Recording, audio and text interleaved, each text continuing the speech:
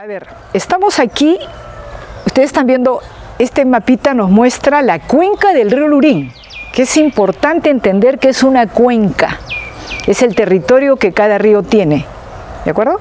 Estamos acostumbrados pues a ver los mapas del Perú divididos en departamentos, que ahora le llaman regiones, provincias, distritos, que son límites políticos. Por eso es que hay conflictos de límites, porque nadie me puede decir con claridad dónde termina el departamento de Lima y comienza al norte el departamento de Ancash o al sur Ica, ¿verdad?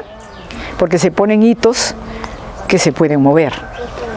En cambio, la cuenca sí es el territorio que está bien delimitado de un río y además está vinculado por el agua, que es el recurso fundamental para la vida. Yo soy especialista en suelos, puedo tener el mejor suelo del mundo, no me serviría si no tengo agua. Así que no está mal la idea de irse a la cuenca del río Cañete, porque es una de las pocas cuencas que todavía tiene agua. Lo he recorrido también con mis alumnos. Y gracias a los glaciares, ¿no? Sobre todo, ¿cómo se llama ese glaciar grande que está en la parte alta? ¿Huascarán? No, el Huascarán está en Ancash, en Cañete, A ver, acuérdense. Bueno, lo cierto es que en la cuenca del río Lurín, en cambio, ya no hay esos glaciares, ¿no? Con el cambio climático, pero llueve más en la parte alta que en la parte baja. Y esta línea que separa la cuenca del río Lurín con la del río Rímac, con la que colinda, por ejemplo, ¿no? O el río Chilca, no es una línea imaginaria. Hagan de cuenta. Piensen bien, somos un país de montaña, ¿correcto?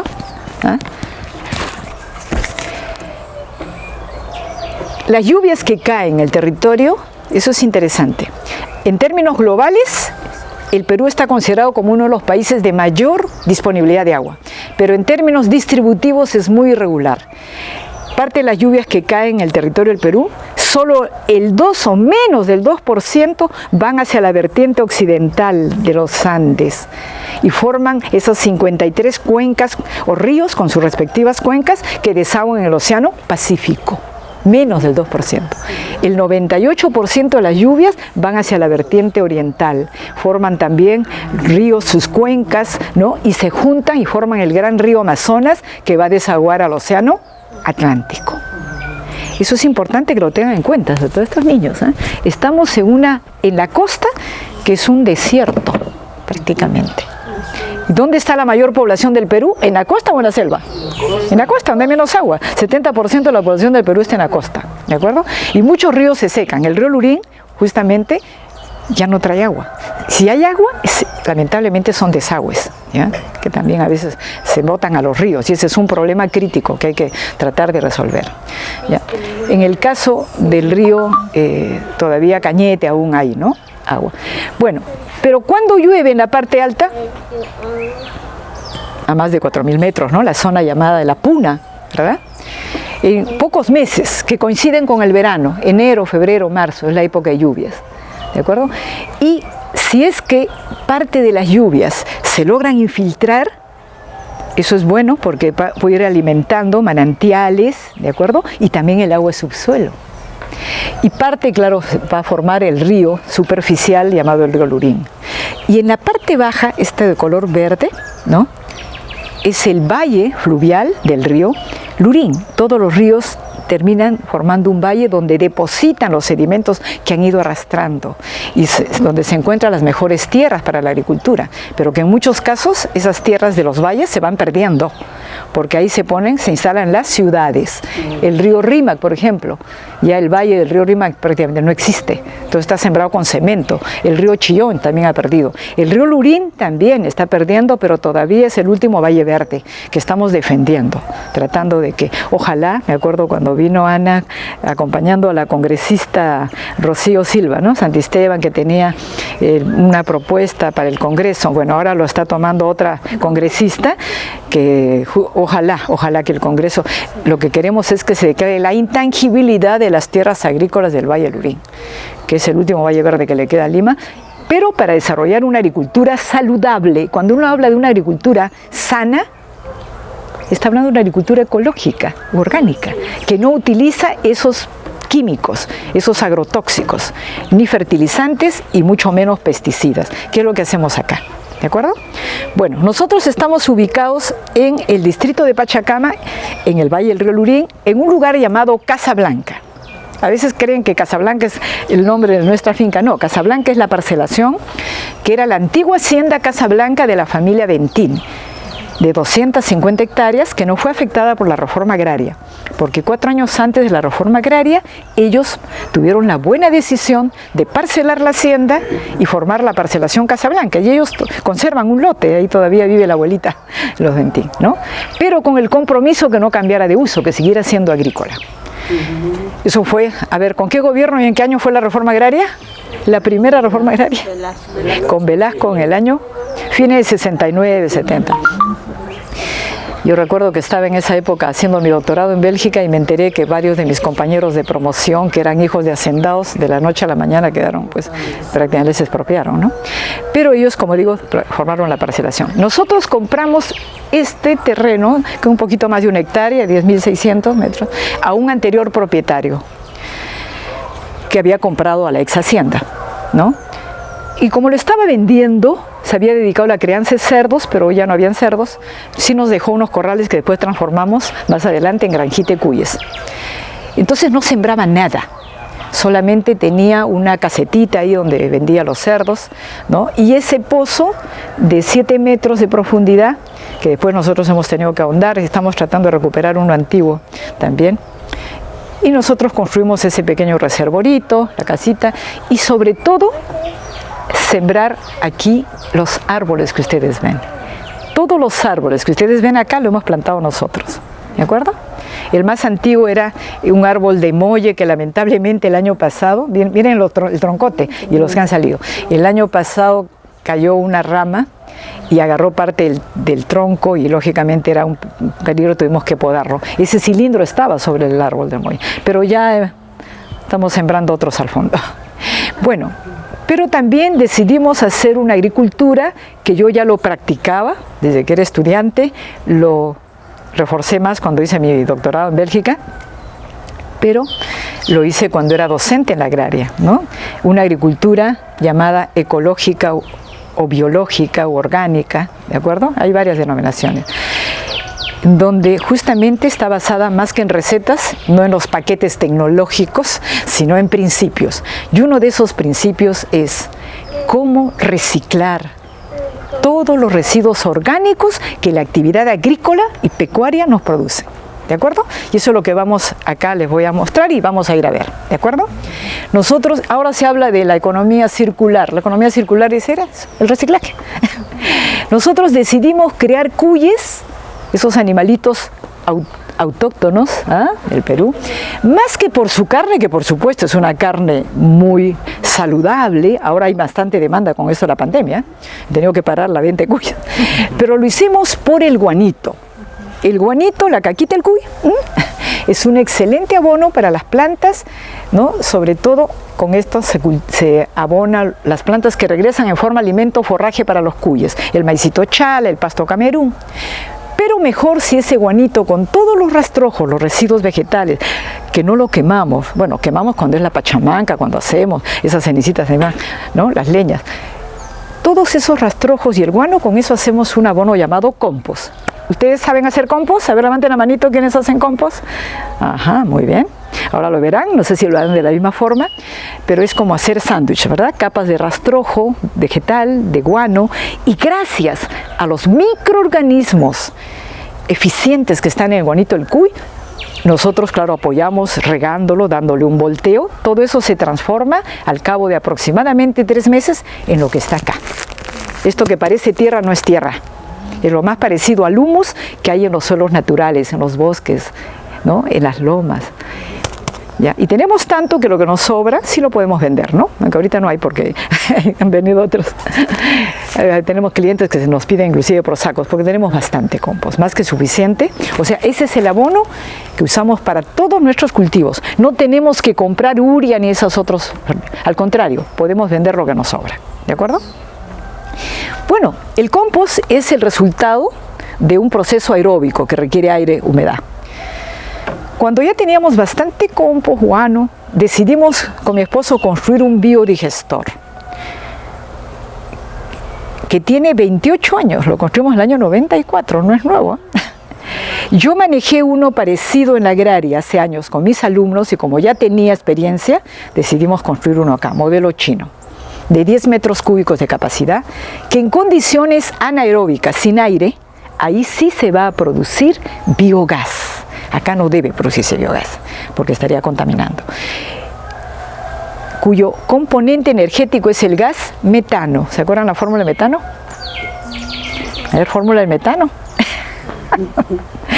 Curso de química del colegio. CH4, un átomo de carbono, 4 hidrógenos.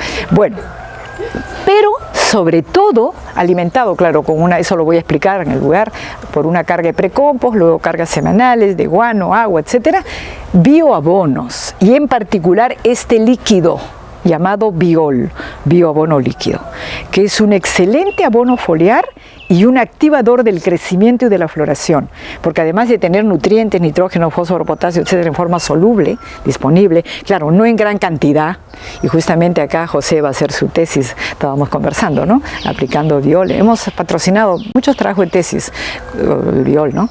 Pero tiene además hormonas de crecimiento y floración, ¿de acuerdo? Voy a tomar. Bueno, a propósito, justamente hace años vinieron unas familias con sus niños, ¿eh? Y como estaban las botellas en el armario, un niño creyó que era Coca-Cola, no le habíamos puesto la etiquetita, ¿no? Y en un descuido de la mamá, abrió la botella, tomó un poquito, por supuesto, se dio cuenta que no era Coca-Cola, escupió, y la mamá preocupada fue a lavarle la boca. Y mi esposo, que es bromista, le dijo: señora, no se asuste, su hijito no se va a morir, pero me cuenta si le han crecido las orejas o el pelo. Porque tiene hormonas de crecimiento y floración para las plantas. No sabemos si para los humanos, ¿no? Bueno, pero es un excelente. Por eso él, cuando venían antes muchos niños, venían colegios, y él les decía: niños, esto no es Coca-Cola, es Caca-Cola. Porque se origina de la caquita del cuy, ¿no? Bueno, y a propósito del biogás, nos han hecho aquí varias entrevistas, ¿no? Una bastante completa es lo que en YouTube del Ministerio del Ambiente, ¿no? Pero una que fue interesante nos hizo un periodista del diario La República. Él vino con esta pregunta. Dijo: me han contado que ustedes producen un gas como el de camisea, pero con guano de cuy. Y como digo, mi esposo, que es bromista, le dijo: pues sí, nosotros producimos el mismo gas metano que lo usamos para la cocina en la casa, pero no con biomasa de bosques como es camisea, que está en la selva del Cusco, ¿no? Ustedes habrán escuchado hablar. De repente tienen el gas de camisea ya, ahora están poniendo, ¿no? El gas que viene atravesando los Andes por el gasoducto. Le dijo: producimos el mismo gas metano, pero con el guanito de nuestros cuyes. O sea, en vez de producir el gas de camisea, producimos el gas de cuyicea. ¿De acuerdo? Y al periodista le gustó esa expresión. Ahí está mi esposo mostrando un cuy. Yo, como la cocinita, que ahora la van a ver, aunque ya está viejita la cocinita, tiene años, pues, ¿no? ¿Ok? Entonces, ese domingo, porque la República saca los domingos el dominical y mucha gente compra, nosotros también, porque trae artículos interesantes. Me acuerdo que venía la gente con su periódico tocando la campana. ¿Cómo es eso del gas de cuyicea? Pero es verdad que somos los primeros en haber usado guano de cuy, porque antes no había crianza de cuyes. Yo manejé en la Universidad Agraria hace años un biodigestor, pero lo alimentábamos con guano de vaca, hemos probado con guano de cerdo, con guano de gallina. Sí somos los primeros a usar guano de cuy. Y les digo algo importante, como peruanos nos debe hacer sentir satisfechos, orgullosos. El guanito de cuy produce hasta 3 veces más de biogás que el guano de vaca. O sea, no todos los guanos tienen el mismo poder energético y probablemente tenga algo que ver con ese uso del cuy en la medicina tradicional, la pasadita del cuy, ¿no? Parece que el cuy jala las energías negativas y las pasa a su guanito. Lo cierto es que para los que crían cuyes, eso es un gran potencial, porque pueden, teniendo un biodigestor, producir su propia fuente de energía. Es un ahorro. Aparte de los bioabonos, por supuesto. Y cuando se descarga el biodigestor, sacamos también un excelente abono, eso sí, una vez al año, eso sí, no vendemos nada, llamado biogen o biosol, que es hasta mejor que el compost. O sea, con un biodigestor, uno le saca el máximo provecho al bonito de los cuyes. ¿De acuerdo? Bueno, para empezar el recorrido, antes un poco completando lo que les decía acá. Nosotros aquí no tenemos, cuando uno vive en el campo, no cuenta con servicio de agua ni de desagüe. Viene Sedapal y nos cobra porque tenemos nuestro pozo registrado, tiene un convenio con la Autoridad Nacional del Agua, pero no pone nada, ¿no? Pero con el pozo que tenemos allí y una bombita más chica, felizmente el agua es limpia, estamos cerca relativamente al río, además cuando el agua se infiltra de alguna manera va limpiándose, es para la casa. Pero, ¿cómo se tratan los desagües? Ese es un problema crítico. No hay río que se salve, como digo, porque hay poblaciones que se instalan cerca a los ríos y mandan directamente sus desagües sin tratar, ¿de acuerdo? Y eso lógicamente es un foco de contaminación, sobre todo niños que de repente se están bañando en esos ríos contaminados, ¿de acuerdo? Pero todo problema tiene solución, y acá les vamos a mostrar una. Nosotros tenemos nuestra pequeña planta de tratamiento biológico.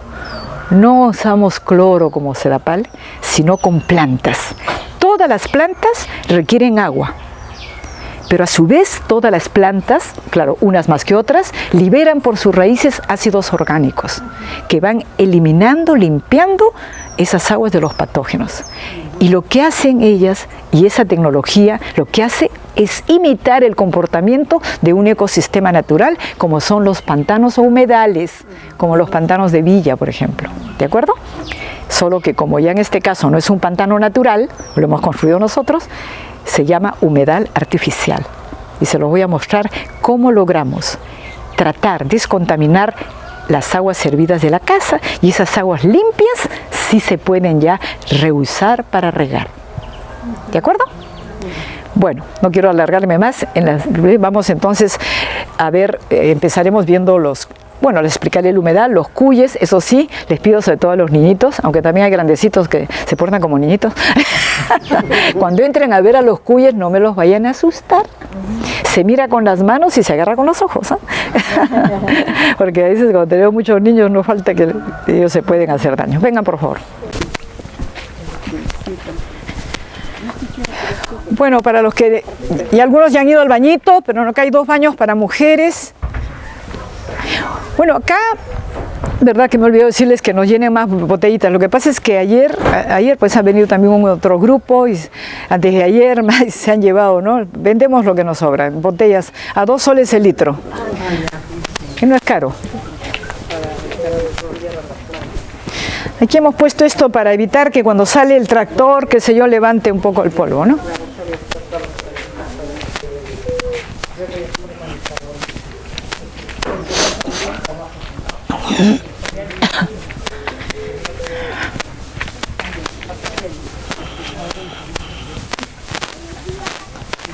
A ver, pónganse aquí mirando al frente, alineaditos ahí al frente, mirando acá, pero un poquito más allá.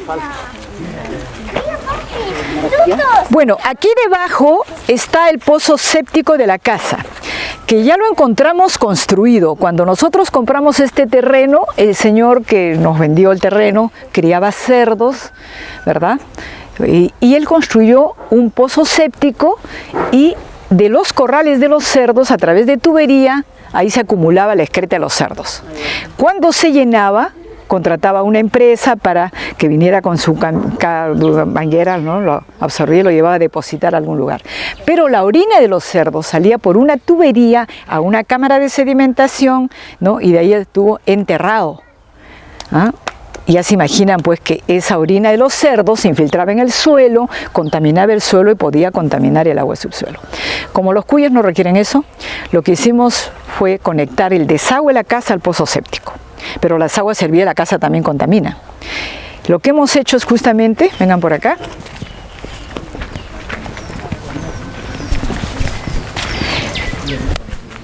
construir nuestra pequeña planta de tratamiento biológico.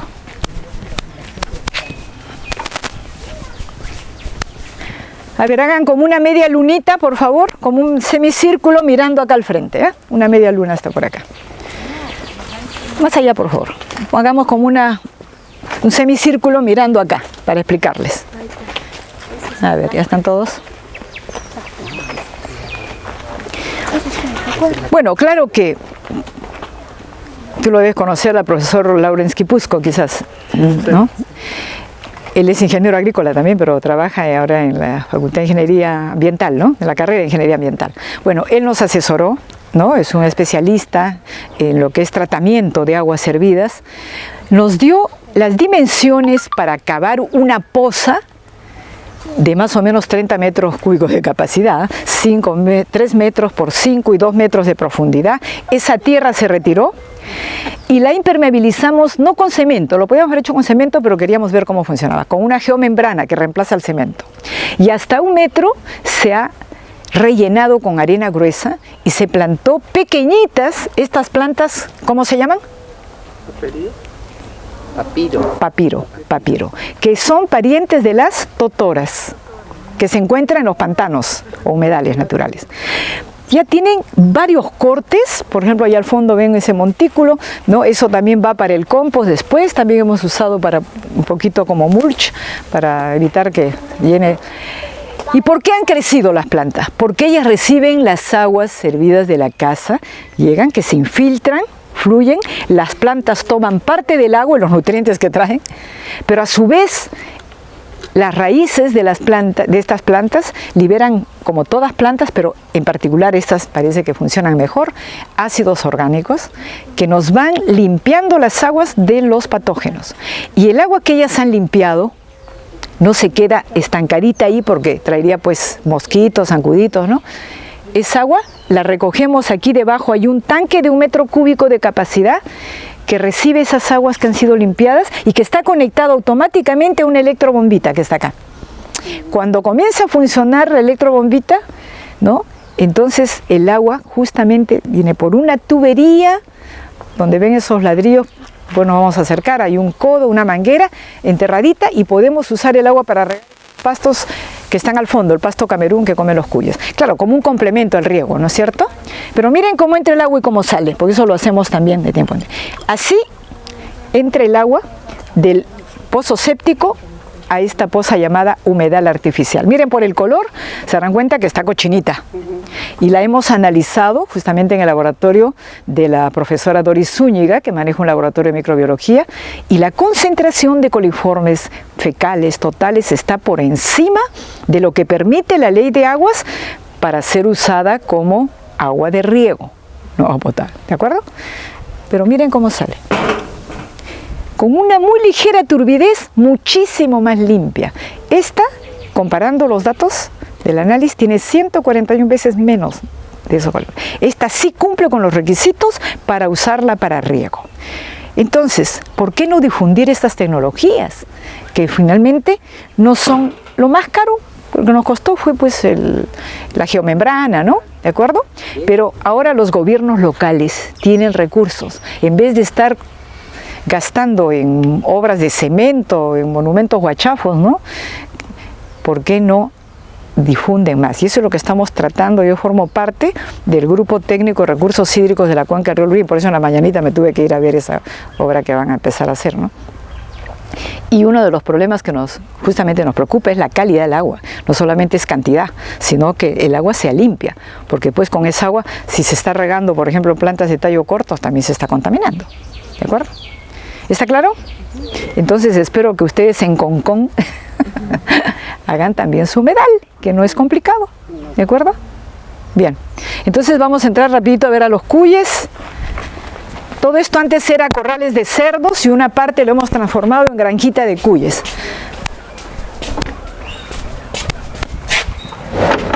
A ver, por acá, por acá. Dense su vueltita.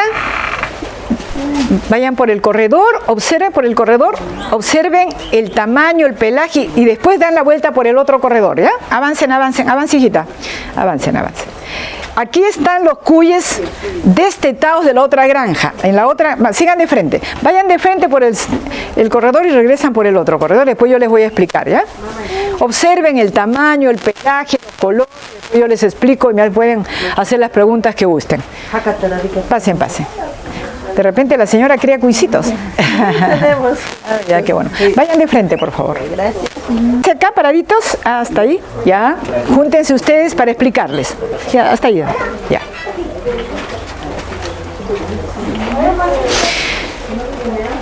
Bueno, como les decía, el dueño anterior nos dejó estos corrales. Claro que los corrales para cerdos eran diferentes. Nosotros al comienzo comprábamos guano de otros animales para hacer el compost. Yo no soy zootecnista, mi esposo tampoco, pero nos dábamos a veces con la, digamos, experiencia de que algunos de estos guanos o traían parásitos, pulgas, piques, o los fumigaban, como ocurre con las granjas de pollos, ¿no? Y le eliminan los buenos microorganismos que son los que hacen la descomposición. No los asustes, por favor, no metan la manito, ¿eh? Bien, entonces hay muchos criadores de cuyes que se quedan asombrados. ¿Cómo deja entrar a tanta gente? Pues a veces viene más, ¿no? Le digo, bueno, es parte pues del recorrido. Le digo. Es que a veces los cuycitos se asustan y se pueden atropellar, ¿eh? Por eso no visitamos la otra granja. Aquí están los cuyes que vamos destetando de la otra granja. En la otra granja están los grupos familiares, el macho con sus hembras y sus crías. ¿De acuerdo? Justo ayer he hecho también destete de crías, por ahí han visto algunas, nos las hemos puesto más lejitos. Bueno, entonces, aquí están los cuyes separados por edades. ¿A qué edad nos han recomendado? A ver, no sé si lo hace la señora que también cría sus cuycitos. Lo que nos han recomendado es que cuando las crías tienen 2 semanitas de edad, pero siempre y cuando tengan un peso mínimo de 200 gramos, ya se les puede destetar, sacar del corral con la mamá. Si vemos que las crías, porque yo llevo un control, tienen 2 semanitas, pero no tienen ese peso mínimo, no las destetamos a las 2 semanas, las dejamos una semanita más o 2 semanitas más, que sigan tomando la leche de la mamá, pero cuando las destetamos, aunque sean hembras, ya no van a ser reproductoras, esas van para consumo, porque somos mucho más exigentes, rigurosos con nuestros reproductores. Queremos que sean más vigorosos, ¿de acuerdo? Y al destetarlas también las separamos por sexo, obviamente. Machitos en un corral, hembritas. Todas estas de acá, por ejemplo, son hembras. Bueno, por allá hay también otro corralito de las recién destetaditas. Hembras que además van a ser reproductoras, ¿vean? Y machitos están por otros lados. Y cuando uno va a formar ya el nuevo grupo familiar o camada, que lo que nos han recomendado es mínimo 5 hembras por macho, máximo 8, ¿no? Son polígamos. Pero no hay que seguir ese ejemplo, varones. Hay que ser fiel a su pareja. Bueno, entonces cuando ya las hembras tienen 3 meses y un peso aproximado de 1 kilo, y el macho normalmente 3 meses y medio, 4, no debemos cruzar hermanas con hermanos, hay que tener mucho cuidado. Eso nos han también, igual se aplica a las personas también por si acaso, porque ocurre pues una degeneración genética, ¿de acuerdo? La endogamia que se llama. Entonces yo llevo bien el control, por ejemplo, estas hembras, ¿dónde están sus hermanos? Y cuando ya están en la edad, no debo cruzar eso. A veces nos vendemos también reproductores y a veces nos dicen, yo quiero estas hembritas, y los machitos por ahí, le digo, pues voy a ver primero mi cuaderno, porque si son hermanos no es conveniente recomendarlo. Ahora, ¿qué comen? Temprano se les ha dado, como ustedes ven, el maicito chala. Hoy día no han cortado todavía el pasto Camerún, pues está todavía creciendo. Cuando cosechamos camote, se le da el hojite camote también. Cuando cosechamos yuca, el tallito terminal de la yuca, también se les da la hoja de la racacha, que ya hemos sembrado, ¿no? Que es muy nutritiva también, ¿de acuerdo?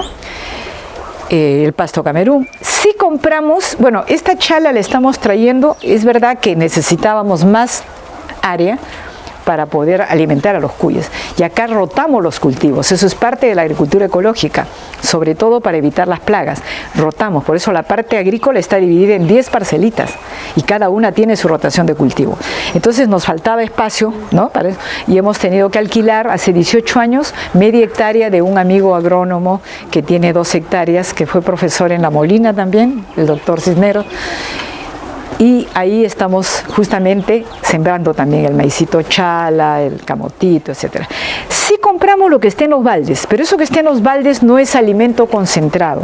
Esto es el afrecho, ¿de acuerdo? Que es la cascarilla molida del trigo de la cebada.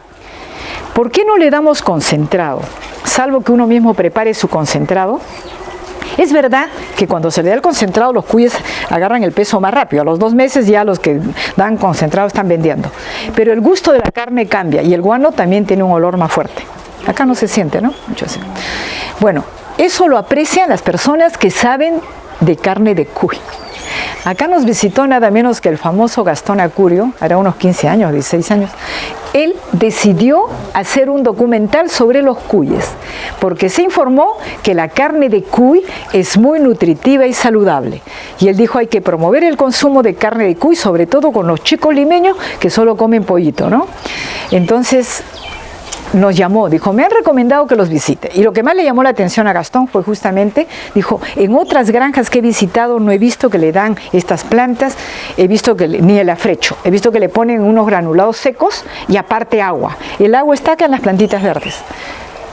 Entonces le explicamos cómo era nuestra crianza y él quiso probar la carne de nuestros cuyes, nos compró algunos y después nos llamó. Dijo, la carne de sus cuyes sí conserva el buen sabor de la carne cuy. Yo quiero que me vendan cuyes. Le hemos vendido varios años nuestros cuyes a su famoso restaurante Astrid y Gastón cuando estaba en Miraflores, ¿no? Después de hacerlo.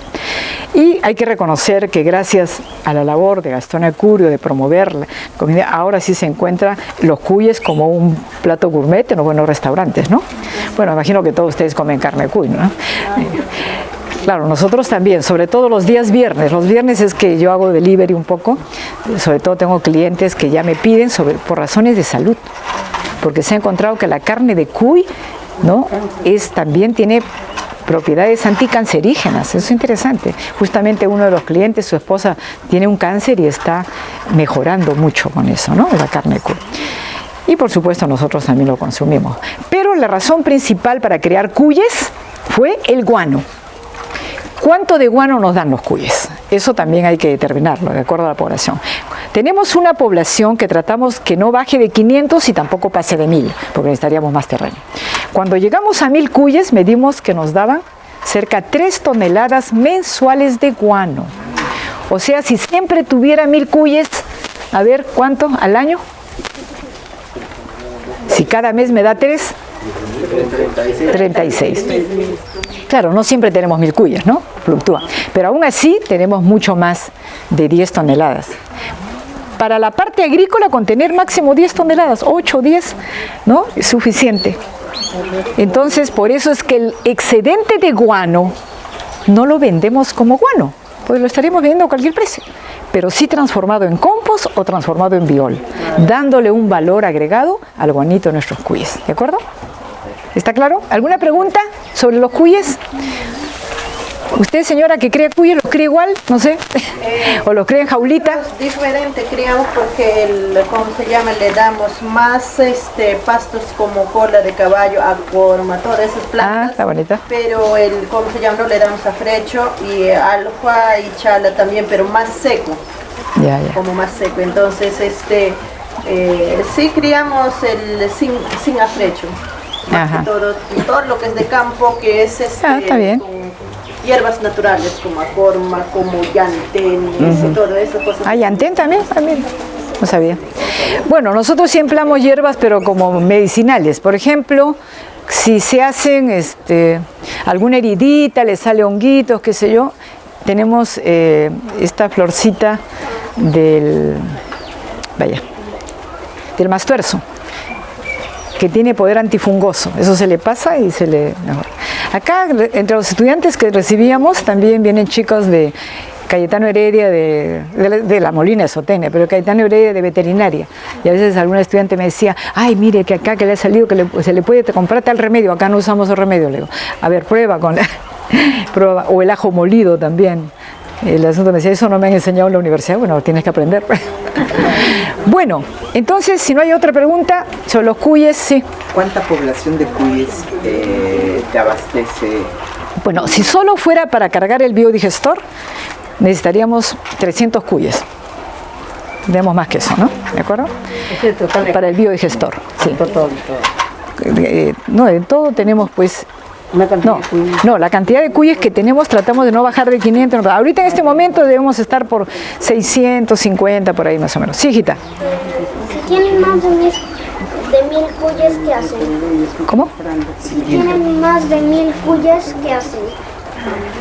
Si tiene más de 1000 cuyes. Ah, si tiene cuyes. No, lo que pasa, podría tener, pero necesitaría más terreno para cultivar para ellos, ¿ya? Porque nosotros cultivamos para ellos.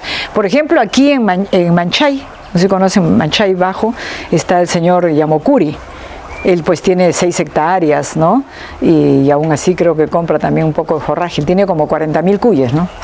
Él sí le prepara concentrado, que lo hace su hijo, que es zootecnista, ¿no? Claro, si uno mismo prepara su concentrado es diferente, ¿no? Bueno, sí. ¿Y como cuánto es el espacio para que hayan, por ejemplo, esa cantidad de cuyes? Ya. 10 cuyes, por ejemplo. Lo que nos han recomendado los zootecnistas, porque yo he tenido que aprender del Programa Nacional de Cuyes, de ahí hemos traído nuestros primeros reproductores, ¿de acuerdo? Con la ingeniera Lili Chauca. De línea, ¿no? De línea, claro. Ellos lo que recomiendan es que para 1 metro cuadrado de corralito no más de 10 crías, o de 10 cuyes, ¿de acuerdo? Como ustedes ven, algunos tienen más, Claro. otros menos, y entonces de acuerdo a eso, ¿ya? Eso ya lo. Cuando uno a veces recién desteta y hay bastantes critas, entonces se pone ahí. Ya a medida que van creciendo ya se le va. Bueno, vamos a ver qué hacemos con el guanito, vengan por acá. A ver. Estos, por ejemplo, son recién destetaditos. Vamos para allá, donde están. Cuando desocupamos un corralito se limpia, pero la próxima semana nos toca ya limpiar, ¿no? Y todo eso va a estar lleno de guano. Con el último guano que hemos limpiado hemos hecho esa compostera que recién va a tener 3 semanitas. A ver, hagamos también como un gran semicírculo mirando, a ver, hasta ahí para explicarles. Por acá viene la tubería del humedal, ¿se dan cuenta? Acá hay un codo y está enterradito y una manguera enterradita que va hasta la parcela del fondo. Y aprovechamos el agua. Cuando ya se siente que está funcionando el motorcito, los trabajadores lo que hacen es pasar la manguera de un surco al otro, ¿no? Y aprovechar. Bueno, estos montículos son las composteras. Ustedes ya lo han hecho. Usamos estas cañas de bambú. O sea, si voy a hacer una compostera acá, pongo una caña de bambú aquí, otra más o menos a 1 metro. Estas cañas de bambú después se retiran para formar chimeneas de aireación.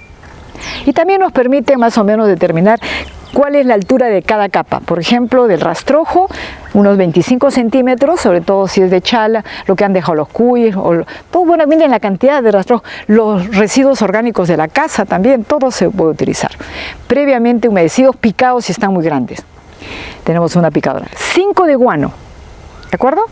También ahí se riega el guanito y unas 4 capas o hasta 5 y se le da la forma de estos montículos. Siempre se cubre, el guano no debe quedar expuesto porque se volatiliza y se pierde nitrógeno. Entonces siempre se cubre al final con más pajita, ¿no? Para evitar eso.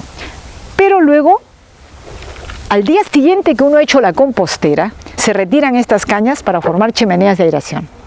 Y por esas chimeneas de aireación sale un vapor caliente que ya lo hemos medido en un trabajo de tesis, justamente de una que es profesora ahora en la agraria, la doctora Doris Zúñiga hizo su tesis de maestría conmigo y ahí determinó que en la primera semana que uno hace el compost, la temperatura llega hasta 72, 73 grados, gracias a los microorganismos termófilos que están en el guanito del cuy. ¿Qué pasa a 70 grados? Los patógenos que puede tener el guano, porque el guano es un excremento, van desapareciendo. Por eso es que el producto final, el compost, ya es inocuo. No es lo mismo agarrar guano que agarrar compost. Si ustedes meten la manito van a sentir que está calientita todavía, ¿eh? Por ahí en la mañana se ve que sale el vaporcito. A las 4 semanitas, claro, esa temperatura no se mantiene, sube 72, 73, baja más o menos a 50, 55 grados. A las 4 semanitas se le da un volteo, lo que va arriba va abajo, ¿de acuerdo? Por ejemplo, esa compostera ya tiene ya hasta su segundo volteo, le falta un hito más, ¿no? Y como ven ustedes, va transformándose como en una tierrita oscura. Este es el abono, como digo, que nosotros usamos para todos nuestros cultivos, ¿de acuerdo? Pero ahí, repito, no debe producirse biogás, vapor de agua sí. Por eso nunca debe cubrirse la compostera con plástico, ese es un error. Porque se cubre con plástico, se crean condiciones de anaerobiosis y ahí sí puede comenzar a producirse metano, ¿de acuerdo? Entonces, eso no. Con pajita puede ser, con un techito en las zonas lluviosas, por ejemplo, ¿ya? ¿Alguna pregunta sobre el compost? ¿Está claro? ¿Cuánto tiempo demora el proceso? Ya, aquí en la costa central, en este caso en el Valle del Lurín, 3 meses aproximadamente. Ahora, mucho depende también de la riqueza del del guano, microorganismos del tipo rastrojo. Claro, no es lo mismo pues usar un rastrojo que demora mucho más, por ejemplo, paja de arroz, demoraría mucho más en descomponerse que usar rastrojo de maíz o de lo que ha quedado de las hierbas que uno va sacando, ¿no? ¿De acuerdo? Pero si yo hago compost en Puno, ¿cuánto tiempo me demorará? Más tiempo. Claro. Por el frío. Yo lo he hecho por la tesis de uno de mis estudiantes para probar. A los 8 o 9 meses recién tenía compost. Es más, y también lo hicimos en Tingo María por otro estudiante. A los 2 meses ya había compost. La temperatura es importante, pero también, repito, el tipo, el rastrojo y el guanito que uno utilice, ¿ya? Está claro. Y donde hay pues la temperatura es mayor, pero hay mucho guano como en Puno, hay que usar el guano directamente. Ahí sí no necesitas hacer compost.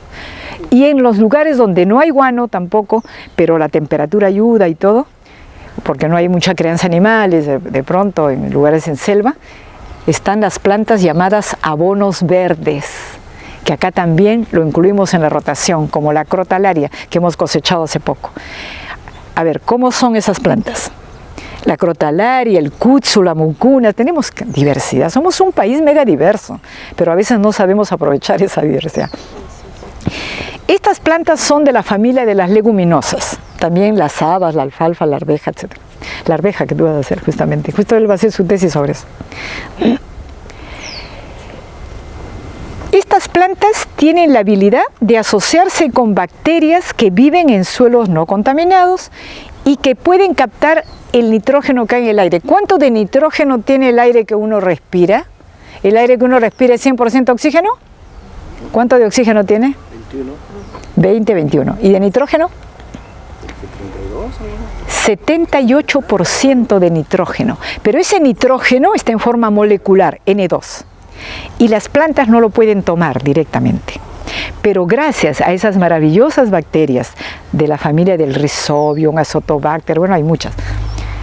Estas bacterias sí captan ese nitrógeno, pero se localizan en las raíces de plantas de las leguminosas, en unas más que en otras, y forman unos nódulos. Son como unas especies de, como si fueran unos globitos. Bueno, y ahí se ocurre un proceso natural, ¿no?, de reacciones bioquímicas, se va ese nitrógeno N2 transformando en nitrito, nitrato, amonio. O sea, estas plantas, a través, eso se llama simbiosis, fijación simbiótica al nitrógeno. Simbiosis es cuando un organismo penetra en otro, no para hacerle daño, sino para ayudarlo, para favorecerlo, ¿ya? Y específicamente es fijación simbiótica. Esas plantas aportan nitrógeno al suelo, gracias justamente a esa simbiosis, ¿no? Y según los brasileños que han estudiado más estas leguminosas, sobre todo la crotalaria, que antes usaba en los cultivos en la costa, después dejó de usarse cuando entraron los fertilizantes químicos, qué absurdo. A mí me costó recuperar semilla, ¿no? La crotalaria puede llegar a aportar, según los brasileños, hasta 500 kilos de nitrógeno por hectárea. O sea, no se necesita. Eso en la selva, por ejemplo, funciona muy bien también, ¿ya? ¿De acuerdo? Bueno, pero donde hay rastrojos y donde hay guano, pues el compost. Y que las condiciones, además, climáticas favorezcan, ¿no? ¿De acuerdo? Bien, este es el proceso aeróbico. Ahora vamos a ver, ahora sí, el proceso anaeróbico en el biodigestor. Vengan, pónganse, por favor, al frente. Viendo el dibujito. Pónganse acá al frentecito.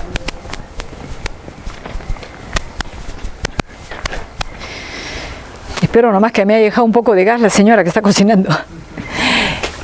Este dibujo, a ver, avancen por favor. Si gustan, acá puede ponerse un grupito, al frente otro, formando como una U, mirando el dibujo. ¿Por qué mostramos el dibujo? Porque está acá enterrado el biodigestor, ¿ya? Como ustedes ven, el biodigestor tiene la forma como si fuera un gran estómago, un gran cilindro achatado. Tiene 3 bocas o entradas, ¿de acuerdo? Está acá enterradito, por eso mostramos el dibujo. Tiene 10 metros cúbicos de capacidad, o sea, 10.000 litros. Es modelo chino porque fue inventado en China. Hay modelo alemán, hay modelo hindú, ahora van saliendo nuevos modelos. ¿Por qué escogimos modelo chino? Porque yo manejé uno parecido en agraria, ya tenía experiencia. algo interesante, esta tapa central, a pesar de que es pesada, le hemos puesto estas piedrotas. ¿Y saben por qué? Porque la primera vez que lo cargamos hace 28 años, hubo tanto gas que la tapa se levantó. Ahí fue donde medimos que el guano de cuy produce hasta 3 veces más de biogás que el guano de vaca. Por eso le hemos puesto estas piedrotas. Bueno, ¿en qué consiste la carga del biodigestor? Esta tapa se retira una vez al año para la primera carga y al año siguiente la descarga. La carga consiste en 1 tonelada, 1000 kilos, de un pre-compost que no debe tener más de un mes de tiempo, hecho con el guanito de nuestros cuyes, y ahí sí solo usamos rastrojo de maíz picado más finito. Al mes la temperatura es más o menos 55 grados y por acá se alimenta, se le introduce. Pero luego vienen las bacterias anaeróbicas, esas viven sin aire, esas ya no están en el guanito del cuy. ¿Dónde las encontramos? Eso se hace una vez al año nada más, en la panza de las vacas o los toros. Cuando se alimenta a estos, mejor dicho, cuando se mata a estos animales, a las vacas, de la panza sale el alimento en plena fermentación, ahí están esas bacterias metanogénicas, y eso se llama rumen o basofia, que lo botan inclusive en los camales. Aquí en el kilómetro 40 está el camal impersa, que es de un exalumno molinero, ¿no? ¿Cuánto traemos? Eso sí, bien fresquito, de la panza al cilindro tapadito, para que no las bacterias, si están expuestas al aire, mueren. Unos 400 litros de ese líquido ruminal se le aplica. Eso es una vez al año nada más. Y después se le agrega agua hasta completar 8 metros cúbicos y se deja libre aproximadamente 2 metros cúbicos, se tapa bien, para que aquí el gas que se va produciendo se va almacenando y va saliendo por aquí. Y de aquí lo llevamos al ambiente demostrativo y de ahí hay una conexión que va a la cocina de la casa. ¿De acuerdo? Hace 28 años que nosotros no compramos gas, pues. Es un ahorro de energía para la cocina. No digo para toda la casa porque ya tenemos electricidad, pero para la cocina, ¿no? Sobre todo se ha servido bastante agua para los refrescos, etc. Pero la razón para construir el biodigestor, más que el biogás, fue el bioabono líquido, con el que está en esta botellita, que lo sacamos por allá. Esa tapa está cubriendo una poza que está conectada a la cámara del biodigestor. Y una vez por semana se saca por ahí, tempranito, antes de usar la cocina. Toda la noche las bacterias han estado produciendo gas y todo el gas presiona por aquí y va saliendo, y con un balde se saca los cilindros. Hay varios cilindros con biol. Eso lo hacemos una vez por semana, 200 litros de biol primero, y luego reponemos por esa otra boca, como se ve en el dibujo, esa tapa está cubriendo una boca, que está conectada a un tubo que va hasta el fondo. Preparamos 200 litros para reponer lo que hemos sacado de una mezcla de una parte de guano de cuy y 3 de agua, 50 kilos de guano de cuy, por eso le decía, para el biodigestor, 300, por lo menos 300 cuyes aproximadamente, ¿no? Ah, claro, en el pre-compost también se utiliza 600 kilos de guano de cuy, ¿no? Para la primera carga. Entonces, y por ahí se alimenta, se agita bien y las bacterias nos siguen produciendo biogás y nos siguen produciendo biol. ¿Está claro? Pero aquí viene nuestra contribución al modelo chino. En el modelo chino original, para descargar después al año de un abono sólido que se va acumulando al fondo, hay que meterse por esta boca, pues. Primero usar todo el gas, sacar todo el biol, retirar la tapa, airear unos días, meter una escalera. Así lo han hecho varios que ahora son profesores, que eran mis alumnos, Juan Carlos Palma, Braulio Latorre. No, tenían que bajar con botas de jeve porque tenían que pisar un lodo, con mascarilla, no por el coronavirus, sino por el metano, que puede quedar un poquito atrapado. Pero se imaginan lo que era sacar desde abajo con baldes, descargar. Bueno, los chinitos son muy trabajadores, ¿no? Cuando construimos el biodigestor acá, nosotros modificamos el modelo. Eso ya es una innovación nuestra. Le construimos una ventana. Esa tapa está cubriendo una ventana, ¿ya? Le pusimos esa llave de compuerta para retirar lo último de biol que no salió por el costado. Y luego se retira la tapa y sale fácilmente por la ventana. Ya al final nomás se puede meter así y botar. La marca oscura que se ve en la pared nos indica hasta qué altura estuvo. La última descargada la hemos hecho el 6 de abril. Ahí donde antes dábamos, lo hacíamos antes en marzo, esta vez demoramos un poquito más. Ahí donde aprovechamos para dar cursos con el lema Aprender Haciendo. Hemos dado uno, hará un mes más o menos, pero ya de un día nada más. Pero antes los cursos eran de 3 sábados. El primer sábado se veía el biodigestor funcionando. Ahí invito a una especialista en el tema de biodigestores, como es la ingeniera Hilares, ¿no?, que ha construido biodigestores más grandes. El segundo sábado con todo descargábamos y se podía meter adentro, ver cómo está construido, y el tercer sábado con todo se cargaba. Muchos de los que han llevado el curso han construido sus biodigestores. Bueno, ahí hemos dejado una muestra de ese, ahora claro, se ha secado. ¿Cuánto sacamos? Cerca 6 toneladas de un excelente abono llamado Biosol o Biogen, que de acuerdo al análisis está mejor que el compost. Eso sí, no vendemos nada. Obviamente sacamos ese abono, con eso abonamos los árboles frutales y todo eso, ¿de acuerdo? O sea, 3 productos. ¿Vale o no vale la pena tener un biodigestor? ¿Está claro? ¿Alguna pregunta? Sí. ¿El biodigestor, ese modelo chino, es de ladrillos o es de material?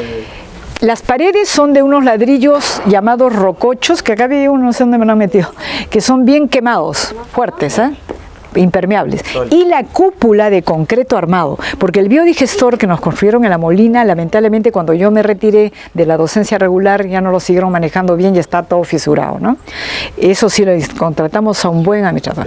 La tapa, Claro, la cúpula, está concreto armado, con un buen... Costó un poco más también la construcción de este antepozo, pero valió la pena, tiene 28 años funcionando. Ahora están saliendo los biodigestores de geomembrana. Cuestan menos, claro, pero duran menos también. ¿Y no se le hizo ningún recubrimiento? Interiormente, claro, interiormente se le ha puesto una cica impermeabilizante, una cosa así. Claro. No es ladrillo. No, está terrajeado, ¿de acuerdo? Bueno, vamos a ver si me ha dejado un poquito de gas la señora Mari, me olvidé decirle que no use mucho la cocina. Por acá, más allá.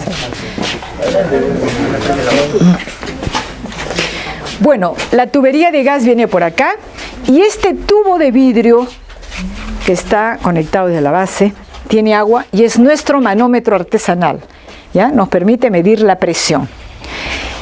Tiene agua. Si no hubiera gas, el nivel del agua estaría 0 aquí, 0 acá. Pero han visto el nivel del agua bajado, acá está. No hay mucho gas ahorita porque ha usado la señora, sobre todo como ella se va al mediodía, me deja preparar la comida para mañana también.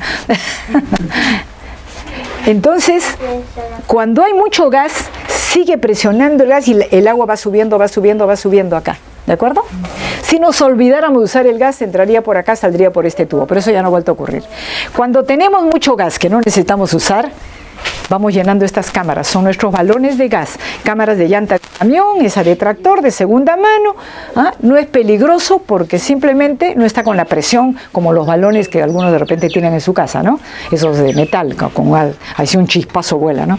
Acá no, simplemente una vez que se llena la cámara. Y cuando nos falta gas, de pronto se ha usado el gas, el otro día hemos tenido un almuerzo con compañeros de la universidad, entonces se termina de repente el gas, se abre las cámaras, pues se cierra la llave de ahí para que no regrese el gas al biodigestor y se abre.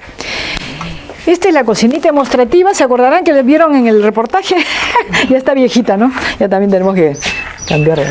A ver, no hay mucha presión, pero va a prender de todos modos. A ver. ¿Ven la llamita?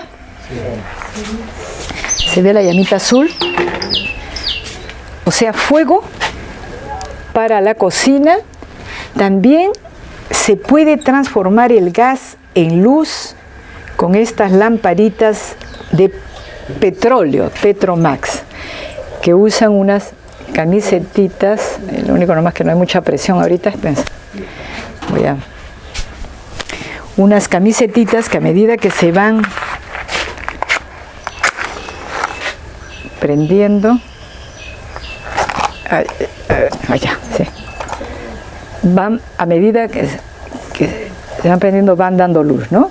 Estas se usan en muchos lugares en el campo, las camisetillas, pero con petróleo, pero las hemos adaptado para que funcione con el gas. Y ahí no termina todo. Si tenemos un equipo como este es un generador eléctrico que funciona con gasolina y genera electricidad. Familias que no cuentan con electricidad compran estos equipos. Pero este equipo ha sido modificado por 2 profesores de la Universidad de Ingeniería que nos pidieron apoyarlos dándoles el gas, trajeron unas cámaras más grandes y ellos modificaron el carburador al inicio se prende con un poquito de gasolina y luego cuando ya estaba conectado a este tablero, se prendió este tablero de 25 focos de 100 watts durante 4 horas. O sea, teniendo un generador eléctrico modificado, también se puede transformar el gas en electricidad. Entonces, ¿vale la pena o no tener un biodigestor? ¿Está claro? Así que espero que construyan ustedes su biodigestor, pues. Creo que en Cañete también se debe haber hecho. El gran problema, les comento, esta tecnología se trajo en la época de Velasco. Existía un organismo llamado el ITINTEC, que era, algunos se acordarán de repente, ITINTEC, el Instituto Tecnológico de Investigación y Normas Técnicas. No existía todavía el CONCITEC, el Consejo Nacional. Y el ITINTEC, por una ley que dio el gobierno, recibía el 2% de las ganancias netas de las empresas para formar un fondo de apoyo a la investigación. Y lo bueno era que el ITINTEC hacía convenios con las universidades y daba los recursos. Y dentro de las líneas de investigación estaban los biodigestores, ¿ya? Ellos mandaron a sus técnicos a capacitarse a la China, a la India, a Alemania, etc. Y yo manejé por mi universidad ese convenio. Y por eso ellos nos construyeron un biodigestor, ¿no?, para investigación. Pero también el ITINTEC, como tenía recursos, construyó más de 100 biodigestores en diferentes lugares del país. En Ancash, en Ayacucho, en Cusco, en Apurímac, en diferentes lugares. En mi grupo residencial donde yo crecí, hubo un biodigestor que luego ya nunca se quedó abandonado. Lamentablemente lo fueron abandonando. Y ahí hay algo que vale la pena que reflexionemos. ¿Cuáles son las políticas de los diferentes gobiernos, incluyendo este, para acabar, digamos, con la pobreza extrema, etcétera? ¿Es reparto de alimentos o reparto de dinero a través de los bonos? Y esas familias están siempre con la mano estirada. Cuando no creen que lo recomendable sería que los capaciten en tecnologías que ellos mismos puedan, ¿no es cierto?, desarrollar, que les den las facilidades, los materiales que requieren, pero que ellos lo utilicen. Y esa es la diferencia con un agricultor ecológico, que hay experiencias muy bonitas, lo que pasa es que a veces no se difunden, ¿no?, en donde los agricultores muestran con orgullo lo que están haciendo, pero no pues están con la manito estirada esperando que les den, ¿no? Pero también los consumidores tienen que apoyar, porque mucho esfuerzo, algunos creen, ¿no? Y no falta alguno que me ha dicho, bueno, pero ustedes no compran fertilizantes, tampoco pesticidas, semillas, porque tratamos de producir todo. Entonces su agricultura debe ser barata. ¿Creen que es barata?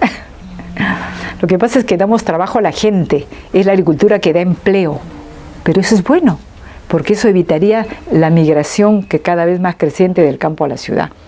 Y hay experiencias, sobre todo ahora con la pandemia, ¿no?, que han regresado algunos a sus zonas y se han dado cuenta de la diferencia de vida, pues vivir en Lima, de repente ahí en sitios contaminados y qué sé yo, todo, el volver al campo. Pero hay que organizar a los agricultores para que puedan los propios agricultores, ¿no?, bien organizados, vender a precios justos sus productos, pero también hay que hacer una campaña con los consumidores. Ahora que se habla mucho de la importancia de comer verduras, de las frutas, pero si esas verduras, esas frutas tienen pesticidas, pues no van a ayudar, al contrario, ¿no? ¿De acuerdo? La parte agrícola, y cuidado, hijito, aquí hemos cosechado justamente la crotalaria, y lo que se va a sembrar, bueno, lo que sale acá de manera natural es la, ¿cómo se llama? El mastuerzo, ¿no? Que es una plantita, ahí está, ¿cómo había ido el mastuerzo?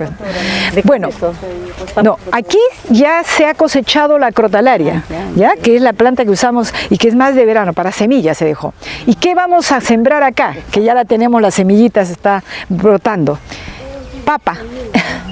Porque este terreno ya está abonado con el nitrógeno que ha fijado la crotalaria, y otro beneficio de la crotalaria que lo hemos también ya probado en un trabajo de tesis, me olvidaba de comentarles, también libera por sus raíces alguna sustancia, algo que controla los nematodos del suelo, que son una plaga. Eso sí, se introducen en las raíces y las deforman y matan a la planta. O sea, este terreno está libre de nematodos, está abonado con el nitrógeno que han dejado las bacterias. Entonces, ¿qué cultivo requiere más nitrógeno y es sensible a nematos? La papa. Así que vamos a sembrar papa acá, ¿de acuerdo? Y siempre rotamos, ¿de acuerdo? Bueno, ahí esto ha sido, pero ya estamos viendo que lo vamos a dejar. Hemos sembrado aquí el año pasado fresa, y entre la fresa se sembró ajo y en otra parte cebollita china. ¿Ya? ¿Y por qué? Porque el ajo, la cebollita china también liberan por su raíz, también lo hemos ya comprobado en un trabajo de tesis, liberan alguna sustancia, algo que ahuyenta a una plaga de la fresa que se llama chacarero, que es un gusano. O sea, sin usar pesticidas, estamos defendiendo, eso se llama sinergia, ya no es simbiosis, es una planta al lado de la otra ayudándose. Y siempre digo, los peruanos deberíamos de aprender de las plantas, desarrollar más sinergia y no lo contrario que es antagonismo, ¿no? Que nos andamos peleando. Okay. Bueno, la parte agrícola entonces está dividida en unas 10 parcelitas, 5 del canal para arriba, 5 del canal para abajo, y cada parcelita tiene su rotación de cultivo. Y las divisiones son principalmente árboles de lúcumo, que algunos ya tienen 38 años. Aunque ahí hay estos arbolitos más chicos, es achote. Bueno, andamos probando siempre qué plantas propias del país. Hemos tenido inclusive un árbol de caoba al fondo, sino que lo tuvimos que cortar porque cayó una rama hacia el camino, ¿no? 18 años tenía nuestro arbolito de caoba.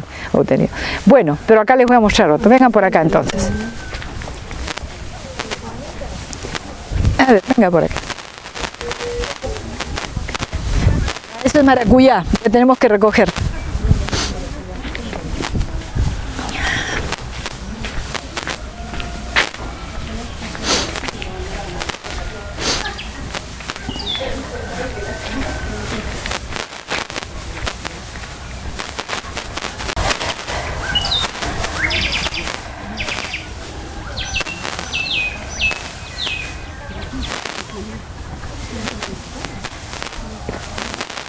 Impresionante.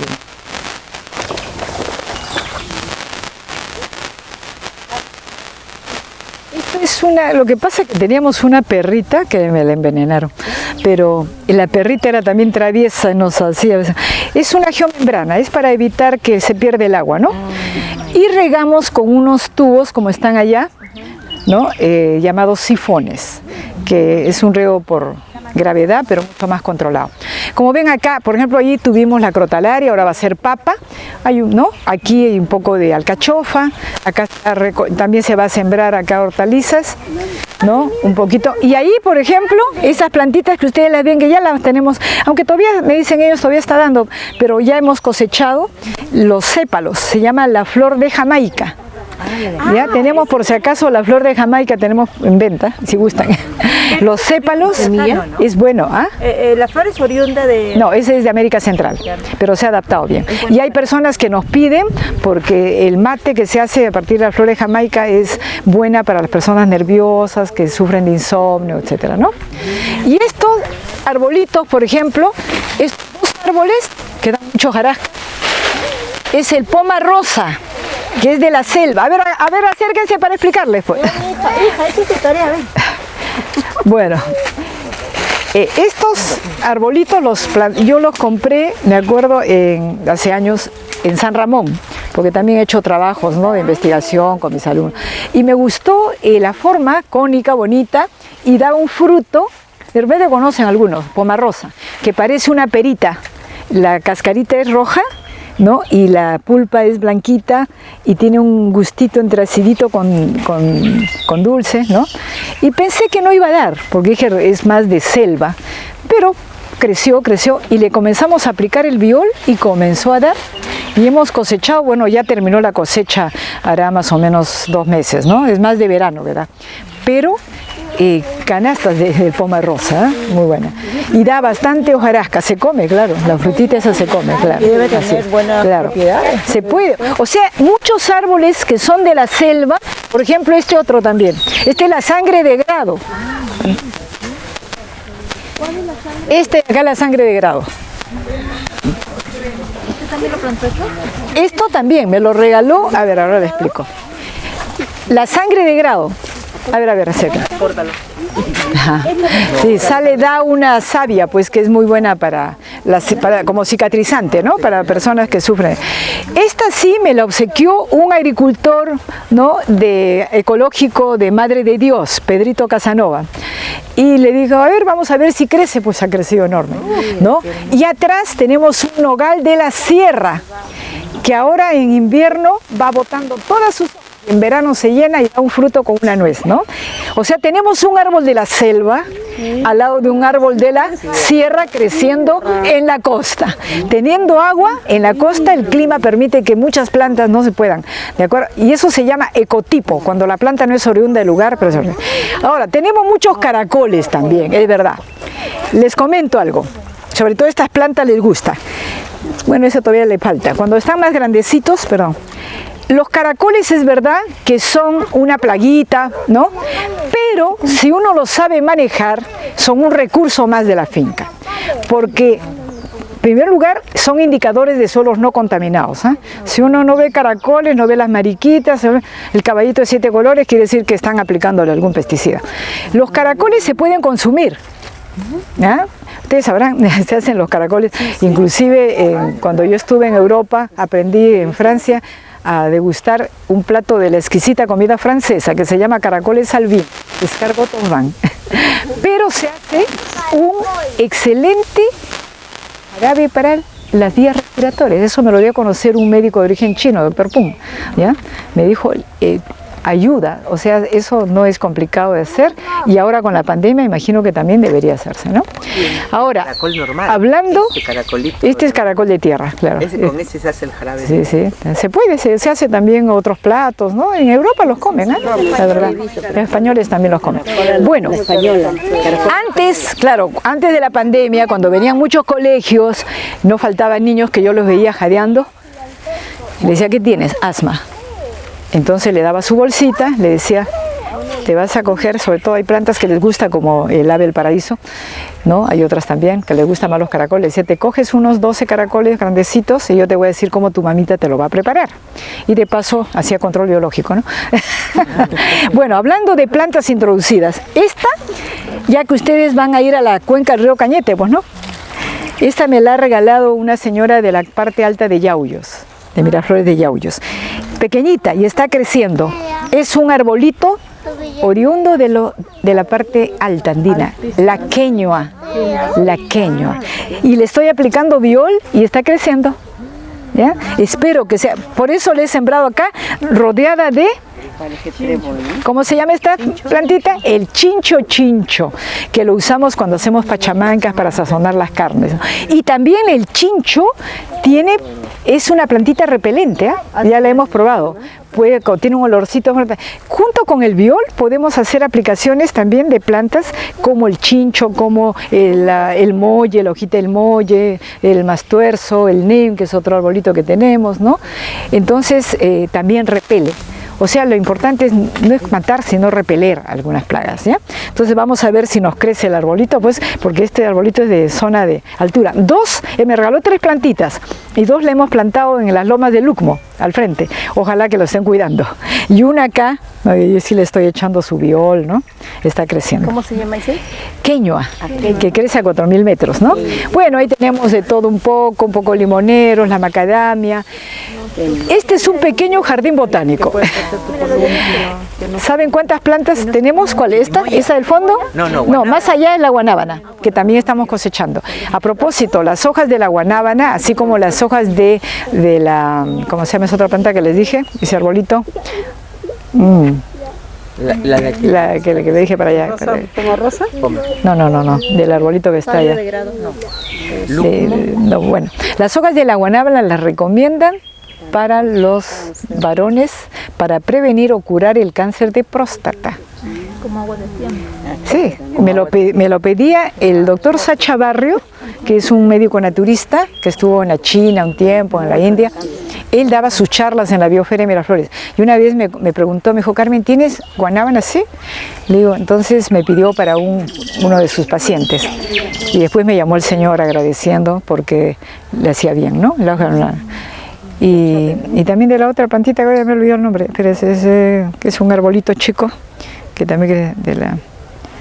Bueno, ya me acordé. Pero de la guanábana es también bueno. Bueno, acá hemos hecho una... ¿Cómo lo preparo lo de la guanábana? Las hojitas, se hierve el agua y se le pone unas 3 o 4 hojitas, ¿ya? Y esa agua, en el agua ya que está hirviendo, puedes poner de repente del inicio, pero más lo ponemos cuando esté hirviendo. Y esto se cuela y se toma como agua de tiempo, nada más. Okay. Bueno, aquí hemos cosechado el como se llama, frijol Castilla. asociada un poco con estos choclitos que ya lo vamos a cosechar. Y aquí este es el experimento de uno de los estudiantes que está haciendo sus prácticas, que él viene de lunes a viernes, ayer estuvo Jefferson. Entonces acá se ha sembrado, ¿qué? La fresa que estamos sacando de la otra parcelita.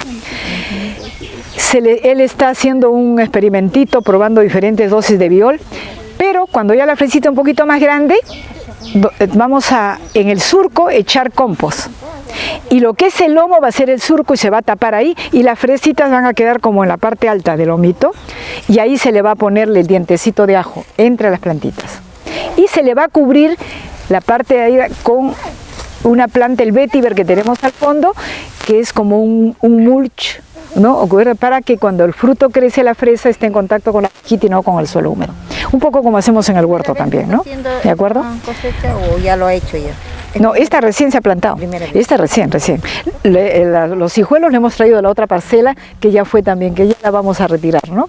Pero ahí está, ok. Bueno, como ven, y luego las divisiones son árboles, o sea, es un sistema agroforestal. ¿De acuerdo? Tenemos acá muchas plantas, tenemos por ejemplo también el boliche por allá, el jacarandá. Bueno, hicimos un inventario con 2 de los alumnos que hicieron sus prácticas el año pasado. Le digo, a ver, actualízame el inventario de plantas que tenemos. ¿Saben cuántas? Entre árboles, arbustos, 163. O sea, por eso es un pequeño jardín botánico, ¿no? Pero cada una cumple una función, ¿no? Por ejemplo, acá el hinojo, que también se, ¿no? Y también se come los tallitos, ¿no? Más allá tenemos pecano, bueno, hay de todo un poco, ¿no? ¿Pecana colocaron? Sí. ¿En semilla el enojo o en plantita? Se siembra. Ah, en semillita, también, sí. También cosechamos la semilla. Ahorita solo de crotalaria, que también estamos todavía sacándole de las cascaritas, ¿no? Y aquí el huerto tiene, esta parte sí tiene riego por goteo y microaspersión. Esta, por ejemplo, es una espinaca andina, ¿no? Apio, sí. La ruda, tenemos de todo, y le ponemos esas pajitas justamente para esto, ¿no? Acá hay un camote morado que me regaló unas platitas un amigo de Moyobamba, y resulta que había sido con las hojas medio, pero ya lo vamos a pasar a otro campo. Un poco de, ¿cómo se llama? Esto es menta, allá tenemos la muña, que es lo que usamos como refresco mayormente, ¿no? Esta, ¿cómo se llama? A ver, ¿te acuerdan? Exactamente, se usa. Un poco, todo esto es para nuestro consumo principalmente. La sal también es recomendable para los diabéticos, ¿no? Sí, la muña tiene un olorcito diferente, ¿no? Hacemos nuestro. Te quería preguntar, ¿con quién arregló la visita? ¿Contigo? ¿El costo de la visita? Sí, ahorita para hacer el pago. Sí. Doctora, yo quisiera que me vendan las hojas de camote. ¿Hojas de camote? ¿Sabe por qué? Porque he leído que solamente poniendo las hojas de camote, porque son Ah, los hijuelos, hay que sacar los hijuelos. Ah, sí, no es la hoja, es hijuelo, hay que sacar cuando ya se cosecha el camote, ahí sale, ¿ya? Pero ahorita no estamos... Yo pensé que... Pero no es hoja, no, es el hijuelo, el hijuelito. Bueno, claro, tiene un brotecito, ¿no? Claro, tiene un brotecito. Bueno, a ver,